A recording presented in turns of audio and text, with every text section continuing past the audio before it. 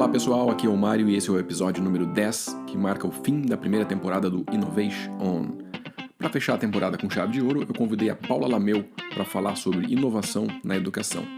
Nós falamos sobre o uso do blockchain na educação, entre outras tecnologias, cidades inteligentes e como a educação pode contribuir nesse contexto e muito mais. A Paula, para quem não conhece, é PhD em Educação pela Universidade de Birmingham, no Reino Unido, e atua há mais de 20 anos como educadora, tanto na educação infantil, quanto no ensino médio e também na universidade. E hoje ela é CEO da Tech Academy, que oferece soluções personalizadas de tecnologia da informação para instituições e profissionais e que tem uma missão muito nobre, que é facilitar o desenvolvimento das competências e habilidades humanas para o século XXI. Fecho aqui então a primeira temporada do Innovation. Espero que vocês gostem do episódio e fiquem ligados e ligadas que vem novidade por aí para a segunda temporada. Um abraço a todos e não esqueçam, a inovação é feita por pessoas. Paula, fala pra gente sobre o conceito de inovação na educação e como a inovação pode ser promovida nessa área. Bom, se a gente for pensar, na palavra inovação, o que ela quer dizer? Inovação seria a gente resolver um problema conhecido, um problema antigo, um problema que está aí de uma forma diferente, que ninguém usou até o momento para resolver esse problema. Ou se usar uma ferramenta ou um artefato de um jeito que ninguém tinha usado até o momento. Então, se a gente for pensar em inovação na educação, tem muita gente que relaciona usar a tecnologia como uma forma de inovação. Mas, necessariamente, isso não quer dizer que só o uso da tecnologia ela promove a inovação na educação. Porque, se você for pensar que os problemas antigos ainda estão lá, cadê a inovação? A inovação não existe se os problemas continuam. Trazer um artefato novo para continuar fazendo as mesmas práticas, para continuar tendo o mesmo tipo de educação, não é inovação. E isso é uma das críticas que eu mais faço, principalmente agora nesse período de pandemia, em que você tem muitas escolas migrando para o ensino online, ou ensino emergencial online, ou independente do nome que se dê, as escolas estão simplesmente fazendo o que se faz no presencial, mas online. Então é como se tivesse uma transmissão de uma aula sem adaptação nenhuma para o meio, sem adaptação nenhuma de material, sem preparação de professor, sem preparação de aluno, de pai. Então, a inovação que poderia ocorrer aí com novas práticas para se resolver problemas antigos, por enquanto, tá difícil de ver. Então, tem muita gente também dando novos nomes para coisas antigas. Então, não vou falar nomes aqui, porque muitos desses nomes estão sendo falados por pessoas que eu conheço. Mas se você for ver a fundo, essas novas nomenclaturas de educação, e não são nem, na verdade, teorias, são práticas e metodologias e tudo mais. Se você for ver, aonde que elas estão fundamentadas? Estão fundamentadas no Zuvel, na aprendizagem significativa, estão baseadas em quê? Na vivência com significado também do Freire. Você vai buscar práticas que já eram desenvolvidas por teóricos como Piaget, como teóricos como Vygotsky, e que, na verdade, só estão trocando nome.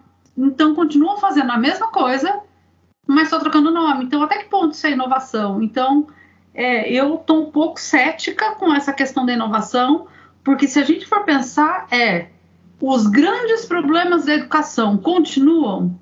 Se eles continuam, eu questiono se há inovação na educação. Muito bom, Paula. E conta pra gente, Paula, como é o ecossistema de inovação na área de educação? Bom, se a gente for pensar no ecossistema, se a gente for pensar nessa relação que esses ambientes que existem hoje promovem essas articulações, o que a gente chama de ecossistema de inovação na educação, nós temos vários serviços que estão sendo prestados e várias soluções que estão sendo apresentadas para problemas específicos. Por exemplo, ferramentas de auxílio na gestão, então, coleta de dados, analytics na educação, então, aplicativos e softwares para educação inclusiva, plataformas de ensino, ambientes virtuais de aprendizagem, desenvolvimento também de aplicativos e aplicações para realidade aumentada, tem também a questão de produção de conteúdo e curadoria, encontramos também algumas iniciativas com propostas de ensino diferenciado, ensino de idiomas. Então, existem várias situações, né, várias propostas, vários aplicativos, várias soluções que estão sendo oferecidas. Muitas são repetidas, muitas são parecidas, cada uma oferece uma coisa dentro de especificidades, mas é isso que hoje a gente encontra para auxiliar na educação hoje aqui no Brasil. Legal, Paula, deu para ter uma boa ideia aqui. Paula, em uma conversa que nós tivemos há um tempo atrás, tu me falou que a educação é um dos vários setores da sociedade cujas soluções podem contribuir para o desenvolvimento de uma Smart City. E eu fiquei super curioso sobre isso, né? Eu queria que tu falasse um pouquinho sobre isso pra gente. Qual que é a relação da educação com o Smart City? E talvez seja interessante começar explicando, né, para quem não conhece, o que é uma Smart City. O Smart City, que em inglês vem de cidade inteligente, seria uma cidade que ela possui sistemas de pessoas, né, que elas interagem. Então, a gente tem condição de entender como as pessoas interagem dentro daquela sociedade, dentro daquela região. E elas usam diferentes recursos, como energia, como materiais, como serviços, como até mesmo financiamentos, para proporcionar um desenvolvimento econômico e a melhoria da qualidade de vida da população. Mas a questão é, como que a gente identifica, de novo, aí eu volto para a questão do problema, como que a gente melhora a qualidade de vida das pessoas se a gente não sabe quais são os problemas que as pessoas numa cidade, numa região possuem? Então, a primeira coisa que uma Smart City precisa para ter noção de quais são os problemas que ela tem é dados. Então, ela precisa coletar dados gerais, dados das pessoas, dados dos seus munícipes, dados da sua região, para ter consciência de quem é a população dela. Então, a cidade precisa conhecer muito bem quem é essa população, quais são os problemas que ela enfrenta, é uma população muito nova, é uma população muito velha, estamos dando conta da quantidade de escolas para atender essa população, qual é a quantidade de hospitais disponíveis para essa população, tem leite suficiente? Essa é a pergunta que se faz hoje em momento de pandemia, né? Existe leite suficiente nos hospitais? Então, como que a gente consegue essas informações para daí ter insights para se melhorar a qualidade de vida das pessoas? É a partir da coleta desses dados. E essa coleta de dados a gente pode fazer de uma forma analógica, batendo de porta em porta, com pesquisas do tipo censo, que acontece a cada 10 anos, ou a gente pode usar a tecnologia a nosso favor, coletando dados de diversas formas, com aplicativos, com ferramentas, com monitoramento, com diferentes aplicações, isso é possível. Então, a Smart City, ela é pautada pela coleta de dados da sua população. Esses dados são digitalizados e é possível se fazer uma análise para aí se ter insights de toda essa gama de pessoas. Mas a Smart City, ela também tem alguns princípios, né, que seria ter engajamento da própria população em relação às práticas da cidade. A população precisa ter um letramento digital muito bom. Por quê? Porque esse processo de coleta de dados e manipulação de dados, ele precisa ser transparente. Mas se a população não tem um conhecimento digital suficiente, ela não tem condição de avaliar criticamente se o processo realmente está sendo transparente. Então, é necessário também oferecer para a população uma inclusão digital e um letramento digital. Outra coisa que também é necessário, todos esses dados que são coletados pela cidade, ele precisa ser aberto no sentido de que não que todo meu CPF, meu RG vão ficar disponíveis, mas eu tenho como saber o que está sendo coletado, como está sendo coletado, eu posso dar o meu aval do que vai ser coletado e o que não vai. Então, o que eu vou ter de controle nessa coleta de dados? É necessário também, para que vai se coletar esses dados se não for se ter uma eficiência, né? Se for uma coleta de dados burocrática. Então, é necessário que haja uma eficiência dentro dessa coleta e que essa coleta de dados realmente reverta no impacto social da população para que a qualidade de vida melhore, né? Que haja um apoio para as práticas da comunidade. Então, as cidades inteligentes, elas partem de tudo isso.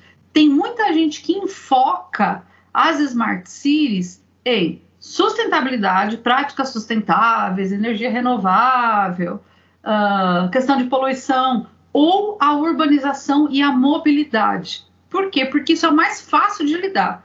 E são problemas que são, assim, emergentes, e quem não conhece a questão do trânsito que existe no Rio de Janeiro, na Ponte Rio-Niterói, ou quem não conhece a questão do trânsito aqui na Marginal Tietê, em São Paulo. Então, são problemas grandes que a população reclama muito, estão muito em evidência. Mas as Smart Cities, elas não são feitas só da resolução desses problemas, que é onde entra a educação. A educação, ela faz parte de uma das plataformas de transformação de uma cidade em uma cidade inteligente. Então, quais são os preceitos, né, de uma educação inteligente, de uma cidade inteligente? Então, primeira coisa, a educação tem que ter relação com o digital. Ela tem que ter relação, seja com o ensino online, seja com o ambiente virtual de aprendizagem, seja por cursos de formação em massa, que são chamados MOOCs.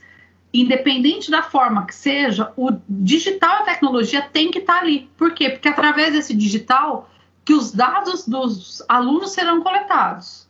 Então, é por avaliações digitais, são por testes digitais. Então, é necessário que esses dados desses alunos, desses professores, estejam de uma forma digital.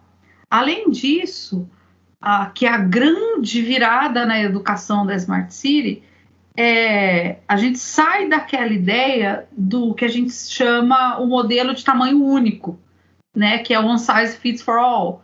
Então, é o currículo homogêneo para todo mundo, se oferece a aula do mesmo jeito. Independente de ensino online, independente de tecnologia, a gente sabe que na prática, eu que sou professora, eu sei que em uma turma de 24, eu tenho 24 crianças diferentes. Em uma turma de 5, eu tenho 5 crianças diferentes. Então, às vezes, o que eu vou fazer para essas 5 crianças, talvez eu tenha que ter 5 abordagens diferentes. E para as 24, talvez eu tenha que ter 24 abordagens diferentes? Não, necessariamente pode ser que não. Mas eu preciso estar aberta à situação de adaptabilidade.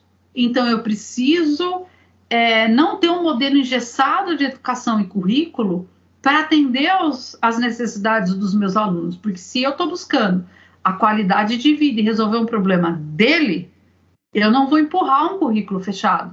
Então, eu preciso oferecer para esses alunos currículos adaptáveis, então, currículos que possam ser móveis e organizados da forma que seja melhor para ele, em questão de tempo, em questão de bloco, em questão de trajetória, porque tem criança e adulto também que aprende de um jeito e não de outro. Então, é necessária essa adaptabilidade dentro da educação. E hoje o que a gente tem não é isso, né? É um currículo só, fechado, e o professor dá aula de um jeito, e existe aquele velho mote, né? Aula dada, aula estudada, que a gente ouve nas grandes redes de escolas, em que o aluno que se vire e ele que vá procurar o jeito melhor dele aprender. E não é bem assim, né? Tem muito aluno que precisa de apoio. Então, esse apoio vem com esse olhar diferenciado para o aluno, com essa personalização, né? E também pensar nesses conteúdos e habilidades em relação à vida. Então, chega de passar dias e não usar a raiz quadrada, chega de passar dias e não usar a fórmula do Bhaskara. Não que eu seja contra ensinar o que é a fórmula do Bhaskara, mas a minha questão é, quantos professores de matemática sabem realmente o que é a fórmula de Bhaskara? Quantos professores de português realmente têm consciência do que é um adjunto adnominal quando estão produzindo um texto? Então, o buraco é mais embaixo, eu sei disso, mas é necessário que essas adaptabilidades, essa maleabilidade que o digital ele proporciona, ele aconteça. E agora, com essa pandemia tem muita coisa interessante acontecendo, infelizmente a contragosto, infelizmente tem muita gente que não tinha condição para o que aconteceu, mas está fazendo muita gente repensar as suas práticas. Isso está sendo interessante. Sem dúvida, Paula. Eu li um artigo, fazendo a lição de casa aqui para ter essa conversa, que fez muito sentido para mim, que era mais ou menos assim: para ter cidades inteligentes é preciso ter pessoas inteligentes. E aí entra a educação, que é essencial para desenvolver talentos capazes de fazer a inovação acontecer. Eu queria que tu falasse um pouquinho para a gente sobre isso, Paula, sobre as tecnologias que podem contribuir para esse cenário, né, e gerar inovações, né, talvez disruptivas na educação. Então, eu ouvi do Romero Torre, em uma reunião que eu participei, que ele disse o seguinte: professores nunca serão substituídos por computadores. Então, o professor ele não precisa ter medo da tecnologia.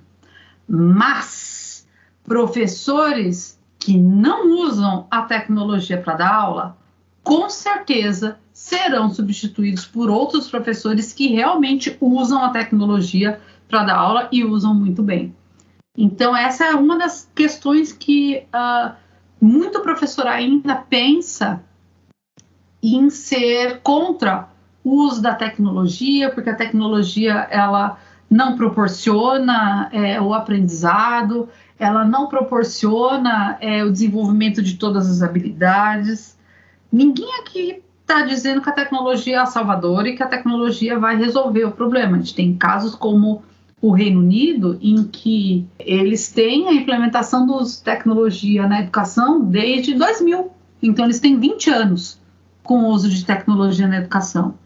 Mas a questão é até que ponto essa tecnologia está sendo usada com uma proposta pedagógica com o objetivo de resolver um problema específico ou para realmente praticar alguma coisa, uma habilidade, desenvolver uma habilidade, uma competência, ou até que ponto ela está sendo usada pelo simples objetivo de ser usada. Então, é bonitinho o professor usar o Twitter na aula. Vamos fazer uma hashtag aula de ciências 2021, sei lá o quê.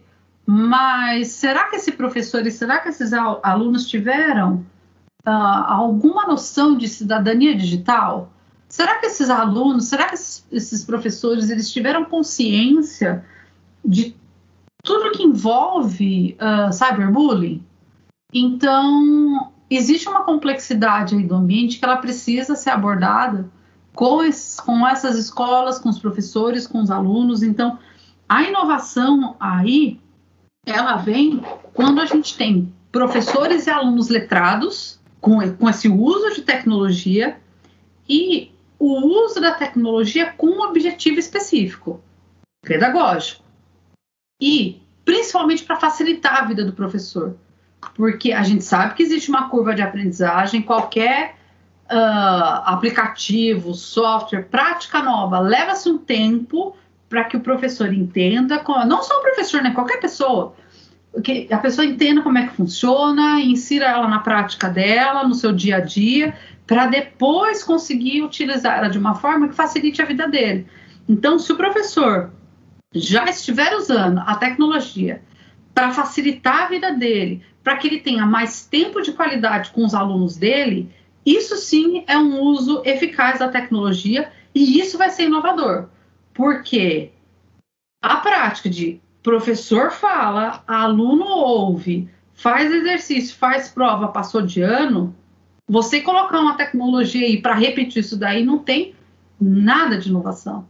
Agora, você usar uma tecnologia que te permita ter grupos diferenciados, te permita proporcionar um contato maior com esse aluno, você ter uma conexão, não uma conexão digital no sentido, mas uma conexão emocional, uma conexão afetiva com esse aluno muito maior, isso sim é um uso inovador da tecnologia, é usar a tecnologia ao seu favor para que aquele aprendizado ele aconteça de forma eficaz, porque senão a gente só está repetindo, a gente só está trocando a caneta azul pela caneta rosa, a gente está trocando a caneta Bic de ponta tradicional pela caneta em gel.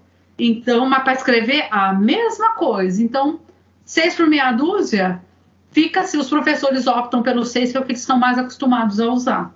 Né? Então, às vezes é por isso que a gente tem tanta resistência dos professores em usar, tanto ceticismo dos professores em usar, porque eles têm exemplos muito ruins. Então, está na hora de ter exemplos melhores aí também. Verdade, Paula. Tem uma tecnologia, Paula, que eu gostaria de explorar um pouquinho mais aqui na nossa conversa, que é o uso do blockchain na educação. Eu sei que tu está bem atenta a esses movimentos e eu queria saber quais são as tendências do uso dessa tecnologia na área de educação. Bom, o blockchain, se a gente for pensar só no blockchain em si, ele é uma tecnologia que ela funciona como um livro-razão da contabilidade. Então, ela nada mais é do que um banco de dados em que alguém coloca uma informação, outra pessoa vai lá e confere essa informação, e essa informação ela é dita como verdadeira. Existem muitos processos envolvidos nisso, né? Mas basicamente ela é isso, ela é um banco de dados, e é um banco de dados que ele é distribuído. Ele não tem uma central única. O que seria interessante para o blockchain na educação? Hoje o blockchain ele é usado em diferentes situações, no mundo dos negócios, no mundo financeiro. Então, você tem o Bitcoin, que é... todas as criptomoedas, na verdade, né, elas são baseadas em blockchain. Então, o funcionamento delas, a legitimidade delas, ela funciona via blockchain. E o que hoje nós temos em blockchain na educação?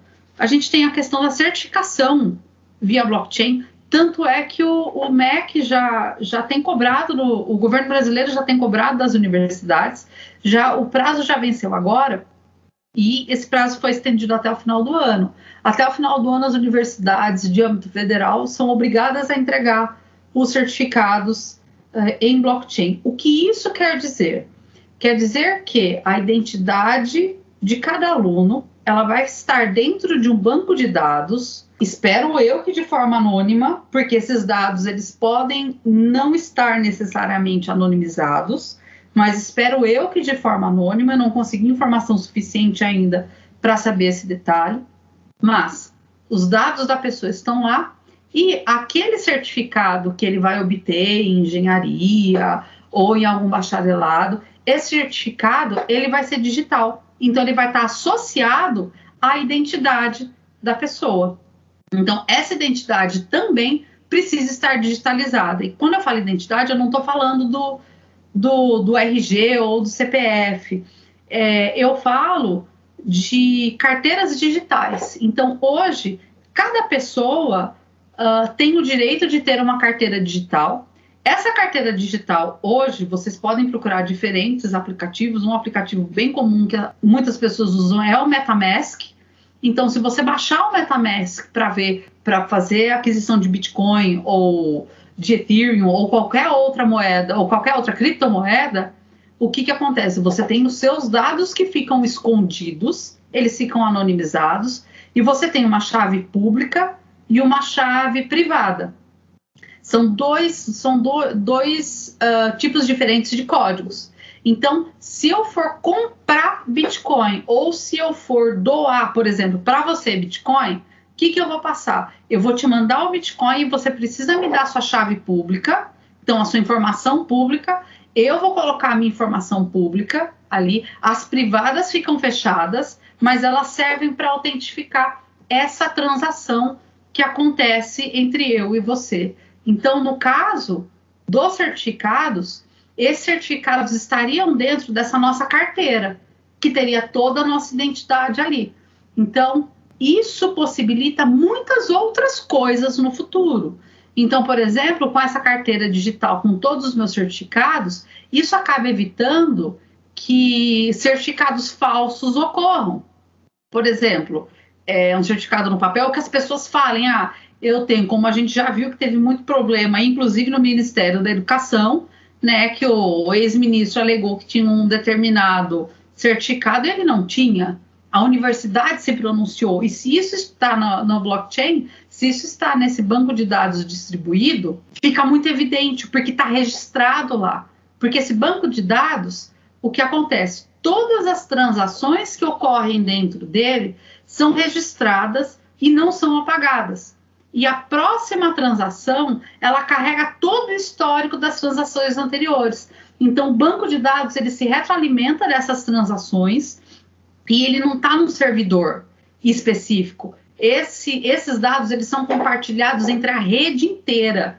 Então, para ficar mais fácil de entender, quem é mais velhinho como a gente, que já usou Napster, que já usou Emule, ou os mais novos que usam BitTorrent, é essa ideia de que você tem esses dados distribuídos pela rede e se cair um computador não tem problema, porque os dados também estão em outros computadores.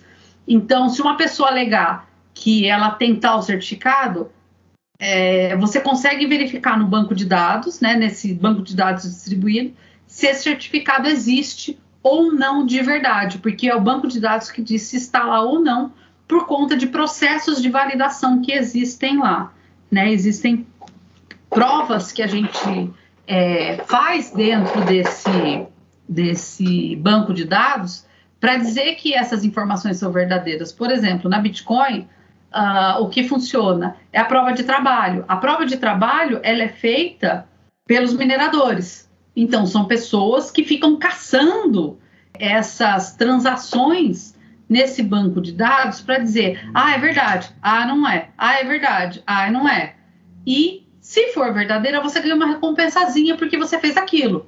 Então, a pessoa que transferiu o dinheiro mandou o dinheiro, a pessoa que recebeu ganhou, e quem diz que aquilo é verdade porque conferiu nos outros blocos, porque está tudo registrado lá, ela acaba ganhando também, não uma porcentagem disso, mas uma porcentagem de valor que está na rede. Isso dentro do Bitcoin. Eu não sei qual vai ser a base do blockchain do Ministério da Educação, porque essa prova de trabalho, existem outros tipos de prova para você legalizar, para você legitimar as transações. Então, para se legitimar esse certificado, pode ser que seja o Proof of Stake, que seria a prova de... Eu não sei se, na verdade, tem uma tradução já para Proof of Stake, mas seria a prova de aposta, se a gente fosse traduzir ao pé da letra, né? Em que você tem pessoas renomadas, pessoas que têm uma reputação alta, que elas veem aquela transação e dizem se aquilo está ok ou não. Né, a criptomoeda Ethereum, né, ela funciona dessa forma. Então, mas não existem só esses dois tipos de provas, existem outros tipos de prova também. Então, precisa se ver qual vai ser o estilo de prova aí do governo brasileiro, né, para fazer essa validação de certificados. Mas a validação de certificado e o armazenamento de certificados, ele é uma coisa que já está acontecendo desde 2017. Então, não é uma coisa tão nova.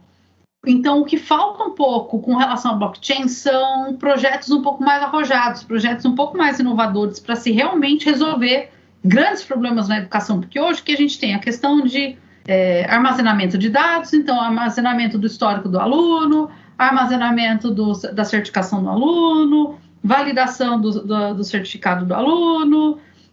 Como ele é um sistema bem seguro, então acredita-se que esse sistema ele possa não ter problemas nesse sentido, né? E também a questão do pagamento por contratos inteligentes ou smart contracts, porque esses contratos, como que eles podem funcionar dentro da blockchain? Vamos supor que eu vou fazer um curso numa universidade X, que ela roda com o smart contract. Então, eu vou entrar com a minha carteira, vou fazer meu pagamento na universidade, pode ser por criptomoeda, ou pode ser o que a gente chama da moeda corrente, que é a Fiat, ou eu posso fazer em pagamento Fiat para a universidade. E daí o que acontece? Esse pagamento automaticamente vai para um banco digital, não necessariamente um Nubank, mas uma organização digital que faz ele lida com esse dinheiro e automaticamente ele distribui esse dinheiro de acordo com esse contrato. Então, se eu estou pagando para aquele curso, quem são os professores do curso? Qual é a porcentagem que cada professor recebe? Qual é a porcentagem que a coordenação recebe? Qual é a porcentagem de lucro da universidade? Então, uma vez que isso bateu nesse banco digital, né, da universidade, automaticamente é tudo disparado para cada pessoa que faz parte do processo. Então, esse pagamento ele é muito mais automático. Então, na verdade, eu só preciso dessa forma de transferência de valor e de um intermediário nesse sentido de fazer com que o meu valor passe direto para a universidade. A universidade, necessariamente, ela não precisa do banco oficial, como, por exemplo, os bancos do governo, os bancos particulares. Ela pode ter um outro tipo de intermediário ali, que pode ser até ela mesma, se ela tiver condições de desenvolver esse tipo de tecnologia dentro dela. Então, a gente acaba mexendo nessa questão do intermediário com os smart contracts aí da blockchain. Mas eu acho que ainda falta muita coisa em relação à educação. Porque se a gente for pensar em banco de dados, o que a gente pode fazer com a gestão de dados? O que a gente pode fazer com a gestão do conhecimento? O que a gente pode fazer com gestão de avaliação? Então, eu tenho pensado muito em como eu poderia trazer o blockchain para a educação de uma forma que eu facilitasse a vida dos meus professores. Então, porque esse é sempre o meu objetivo, né? Eu, como professora, eu penso muito nas coisas que me impedem de ter uma qualidade de vida melhor. Então, como que eu posso ter uma qualidade de vida melhor? Em primeiro lugar, tendo mais tempo.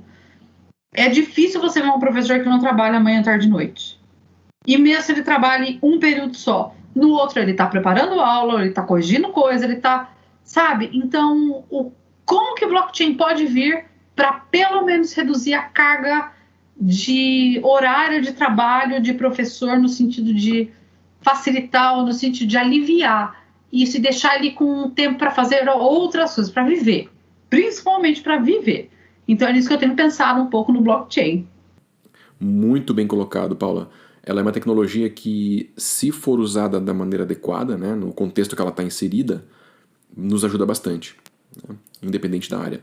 Paula, queria falar um pouquinho agora sobre a Tech Academy, né? Fala um pouquinho sobre as habilidades e competências para o século XXI e qual é a proposta da Tech Academy nesse sentido, né? Qual que é o problema que você se propõe a resolver? Bom, a Tech Academy, ela é uma startup que hoje nós estamos incubados no segundo ciclo de incubação do Polo Digital daqui de Mogi das Cruzes. O nosso foco é educação e tecnologia, de preferência a tecnologia para ajudar a educação e facilitar o processo de ensino e processo de aprendizagem. E nós pensamos na questão das competências para o século XXI, porque tem muita coisa que ainda é necessário para que a tecnologia seja usada na educação de forma consciente e efetiva. É necessário que algumas competências sejam desenvolvidas. E essas competências elas foram levantadas pela Unesco em um encontro que aconteceu no começo dos anos 2000. Então, essas competências, elas trazem desde questão de letramento, escrito, matemático, digital, financeiro, tecnológico, cultural e civil, até desenvolvimento de habilidades de pensamento crítico, resolução de problemas, desenvolvimento de criatividade, uma comunicação mais eficaz, então também o trabalho colaborativo, também algumas qualidades nas pessoas, então questão da curiosidade, despertar a curiosidade, a iniciativa, a persistência também, porque a gente vê muito na escola, quem não teve um momento de frustração dentro da escola que simplesmente desistiu. Eu era aluna que em matemática eu desistia de resolver problema. Eu fazia equação. E eu era aquela aluna em física que o professor me dava o problema e falava, qual que é a fórmula?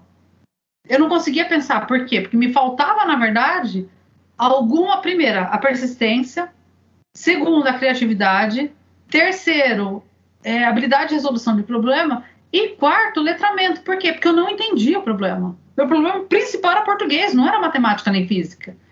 Então, falta muito ainda. Eu tenho certeza que existem muitas pessoas, muitas crianças ainda que foram como eu no passado, que são hoje, aliás, como eu fui no passado, que não conseguem desenvolver essas questões. E hoje o problema desses alunos no ensino médio ou no ensino fundamental são problemas específicos de matemática. E quando eles estiverem na vida? Eles vão ser pessoas que não conseguem lidar com problemas? Então, vão ser pessoas que não conseguem se adaptar a situações diferentes? Então, isso. A gente vê muito com os professores hoje. A maioria não conseguiu se adaptar ao ensino online. Teve muita gente que conseguiu, mas teve muito aluno que também não conseguiu. Então, são situações e são habilidades e competências e características também que a gente tem como objetivo desenvolver com as práticas e com as propostas e serviços e soluções que a gente traz. Então, esse é o nosso enfoque principal dentro da Tech Academy. E alguns projetos que a gente traz com esse viés para resolver grandes problemas. Então, problema da educação à distância, problema da educação online. Então, uma escola que nós atendemos agora, há pouco tempo, no começo da pandemia, nós tiramos ela do 100% no papel, ela não tinha, os professores nem e-mail usavam dentro da escola, cada um tinha o seu e-mail, mas eles não tinham um ambiente corporativo, e nós colocamos essa escola 100% online em 6 semanas. Foram 2 semanas de formação intensiva com os professores, com uso de plataforma, metodologias diferenciadas, ensino online, formação dos alunos, formação dos professores, cidadania digital para os alunos, formação para os pais também. E hoje, a escola, quando a gente foi retornar esse ano, foi uma das escolas que eu conheço que teve o retorno mais tranquilo. Pelo menos aqui em Mogi das Cruzes, que é onde eu estou, nós não voltamos com o ensino presencial na primeira semana de aula. As 2 primeiras semanas foram online, então essa escola teve um início de ano muito tranquilo, porque os alunos já sabiam o que fazer, os professores já sabiam o que fazer, então era como se fosse um recomeço, era um começo de ano comum, muito tranquilo. Então foi esse tipo de coisa que nós oferecemos. A gente também tem alguns outros projetos que estamos desenvolvendo. Um outro, eu trabalho há muito tempo com desenvolvimento de ensino personalizado, currículo adaptado, e eu tenho oferecido para as escolas esses projetos de adaptação de currículo, principalmente para crianças que têm uma necessidade educativa especial. Não necessariamente portadores de necessidades especiais, mas também. Mas existem muitas crianças que têm algum gap, alguma lacuna de aprendizagem. Então, eu estou aqui para resolver esse problema desse aluno, para mostrar qual é o gap que ele tem e o que pode ser feito em relação a ele. Então, nós estamos desenvolvendo uma plataforma, que ela já está para ser lançada agora, e é uma plataforma de avaliação qualitativa. Então, nessa plataforma, o professor ele mapeia na verdade, ele mostra o que o aluno consegue e não consegue fazer e como, e a plataforma devolve para o professor o mapeamento desse aluno, o mapeamento da turma dele, e quais são as lacunas que precisam ser trabalhadas, e também dá um plano de ação para esse aluno. Então, a coordenação também consegue acompanhar todo o desenvolvimento dos alunos dentro da escola, dentro da sua área de atuação, ali, se é educação infantil, se é ensino fundamental, e nós abordamos desde a educação infantil até o final do ensino fundamental. E tem sido bem interessante porque a gente já conseguiu ajudar muitas crianças, que muitas vezes a gente tem professor de escola que acha que é uma questão patológica, que acha que é questão do aluno ter um diagnóstico médico, clínico, dizendo que ele tem uma dislexia, que ele tem um déficit cognitivo, e na verdade não é. Na verdade, são só habilidades e competências que precisam ser desenvolvidas de uma forma específica para aquele aluno. Então, já teve aluno que foi encaminhado para se ter diagnóstico e voltou sem diagnóstico justamente porque nós tínhamos indicado que não havia necessidade daquilo, por conta desse tipo de mapeamento que a gente oferece. Todo esse mapeamento ele é feito em cima da BNCC, que é a Base Nacional comum curricular, que é hoje onde está pautada toda a educação no Brasil. Então, são algumas coisas que nós temos feito para ver se a gente consegue desenvolver essas habilidades e competências das nossas crianças e dos nossos jovens aqui no Brasil. Muito legal a proposta da Tech Academy, Paula, que está oferecendo um serviço bastante útil, principalmente no momento que a gente está agora, né? Paula, e onde o pessoal pode encontrar informações sobre a Tech Academy, os projetos que vocês estão fazendo e entrar em contato com vocês? Bom, a gente tem a nossa página e a gente tem o nosso blog dentro da nossa página, que é www.tech.academy. Então, Tech Academy tudo junto, com Y no final, .com.br. E lá dentro a gente tem o blog, que a gente atualiza ele sempre com o que a gente está desenvolvendo, com reflexões, com estratégias para os professores e dicas de como eles lidarem com a tecnologia e com desafios dentro da sala de aula. Nós também estamos no Instagram, no Twitter, no Facebook e no Pinterest. Então, vocês podem nos acompanhar pelas redes sociais também. Obrigado, Paula. Está anotado aqui e depois eu passo também por escrito aqui na descrição do episódio para o pessoal poder entrar em contato com vocês. Mudando de assunto agora, Paula, tem uma pergunta aqui que eu gosto de fazer, que é o seguinte: quais são os teus livros preferidos e como eles impactaram a tua vida pessoal ou profissional? Pode ser na área da educação ou de tecnologias que a gente falou por aqui, ou qualquer outra área, né? Fica à vontade. Livro é muito difícil, porque eu sou uma pessoa que lê demais. Se eu fosse aqui falar, se eu começar a olhar aqui a minha estante por pensar nos livros, vixe Maria. Mas eu acho que um dos livros que, assim, dos últimos que eu li, eu quero falar um de educação e um que não tem nada a ver com educação. Um livro que eu li que me abriu portas, assim, que me fez pensar e desenvolver muitas coisas foi o livro A Coragem de Não Agradar, do Ishiro... Ai, meu Deus, é um japonês. Ishiro Kishimi. Ele é bem interessante porque ele é feito em diálogo, ele é uma conversa como se fosse um filósofo e um aluno dele. Então, tem essa relação professor-aluno, né? Então, esse livro foi muito interessante por conta dessa relação que ele mostra, dessa relação pessoal que existe entre o mestre entre o pedagogo, né, e aquele que está seguindo os passos dele, aquele que está precisando de uma orientação. E eu sempre fui uma pessoa que sempre se preocupou em agradar os outros. Depois de eu ler esse livro, eu falei, quer saber? Eu vou fazer aquilo que eu acho que é certo e chega de ficar pensando um pouco nos outros, independente de ser desagradável. Porque muitas vezes a gente se policia no que vai falar, a gente faz coisa que a gente não gosta, a gente vai em locais que a gente não gostaria de ir só pelo fato de agradar ao outro. Então, quando que eu vou passar a me agradar? Quando que eu vou passar a fazer as coisas que eu quero? Quando que eu vou me colocar em primeiro lugar? Então, esse livro foi muito libertador para mim nesse sentido. Foi livro de apertar aquele botão e falar, quer saber? Eu vou fazer o que eu quero e não vou ficar pensando nos outros, não. Então, ele foi bem, bem legal nesse sentido. E um outro livro, na verdade, não é um livro, na verdade, é praticamente toda a produção dessa autora. Eu tenho focado muito na matemática esses últimos tempos. Um livro que mudou a minha forma de lidar com os meus alunos. Primeiro, é um dos primeiros livros que a Constance Camille fez, que se chama Criança e o Número. E ela mostra como que o pensamento da criança ele é desenvolvido dentro das habilidades matemáticas. Porque, de repente, a gente só lembra que os números existem, a gente sabe contar, a gente sabe quantidade. Mas o que veio antes disso? Então, ela mostra com práticas, todo o desenvolvimento do raciocínio lógico, matemático, anterior à ideia do número, do numeral, da quantidade, do sequenciamento.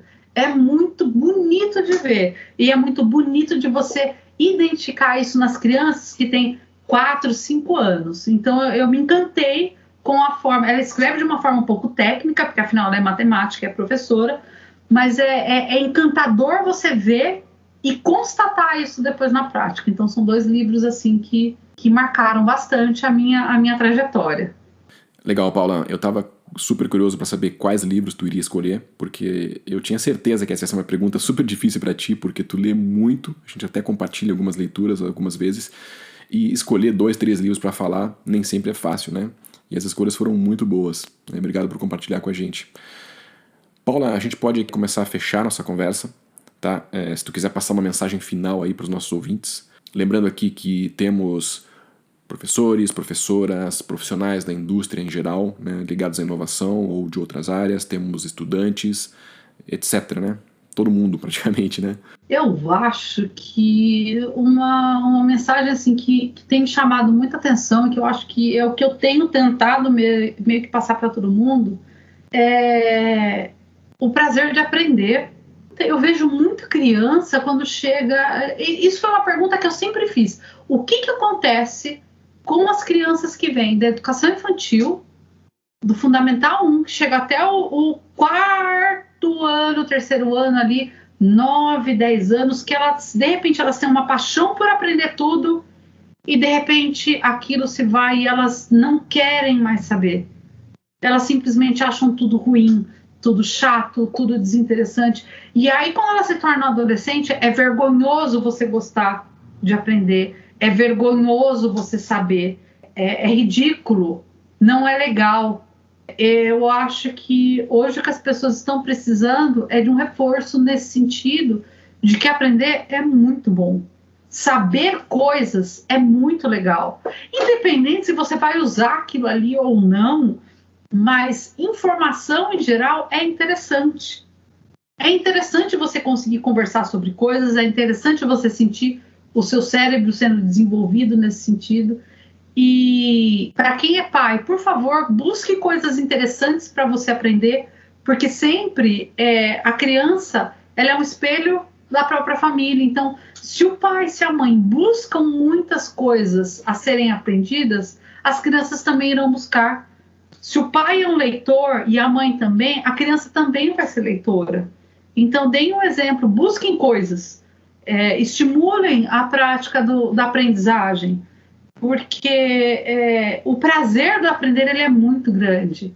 E é isso que tem salvado muitas crianças nesse período tão obscuro que a gente está passando. É o prazer pelo aprender, é o prazer pelo conhecer coisas diferentes. Então, vamos despertar esse prazer pelo conhecer nas nossas crianças e em nós mesmos. Por que não aprender uma coisa nova? O que te impede de aprender uma coisa nova? Né? Por que não? Eu estou muito velho. Por quê? Quem disse que você está muito velho? Poxa, Paula, que mensagem legal e também eu diria que necessária, né? Porque nos lembra de ter prazer em aprender. E isso vale para qualquer pessoa, né? Paula, muito obrigado pela tua participação. A conversa foi muito esclarecedora. Tu trouxe várias questões aqui pra gente refletir. E eu espero que a gente possa, em outro momento, gravar um outro episódio aí pra dar sequência a alguns pontos que a gente tocou aqui. Um abraço, Paula, pra ti e até mais. Um abraço pra você também. Eu que agradeço a oportunidade de estar conversando com você, que sempre é um prazer. Valeu, Paula. Até a próxima. Até. Tchau, tchau.